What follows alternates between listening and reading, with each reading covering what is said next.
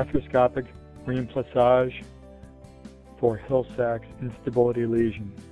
There's a Hill-Sachs lesion where the humeral head was compressed against the glenoid rim when it was dislocated. We're going to freshen it up so we can put the rotator cuff into it and fill up the lesion. Reimplissage means to fill.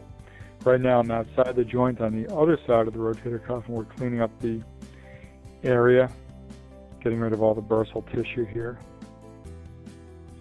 so that we can tie everything down cleanly. And there you can see everything's been cleaned up.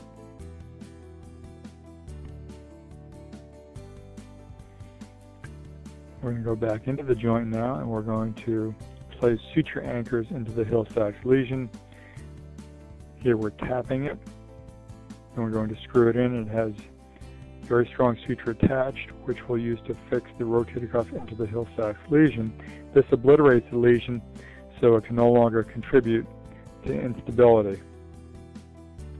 In patients that need this done, this is an effective way of improving the stability of their shoulder. This is done with a Bankart repair, which has been shown on a separate video. There's the anchor being screwed into position.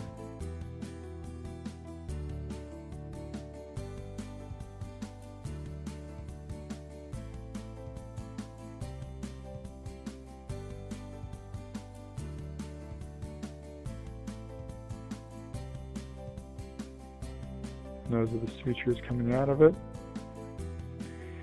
We'll use a passing device through the rotator cuff. Here it is.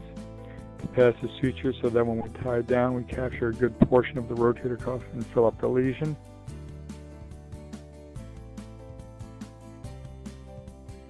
Usually use 2 anchors to completely fill up the lesion.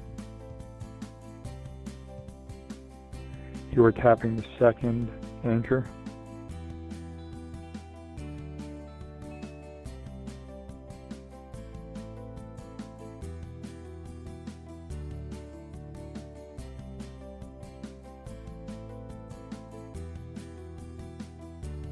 We screw the anchor into position.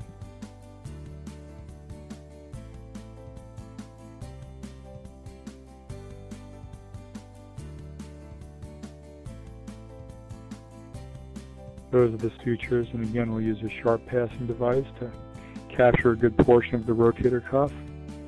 And you can see when we tie down the rotator cuff into the lesion, it obliterates the lesion so it can no longer contribute to instability. All done.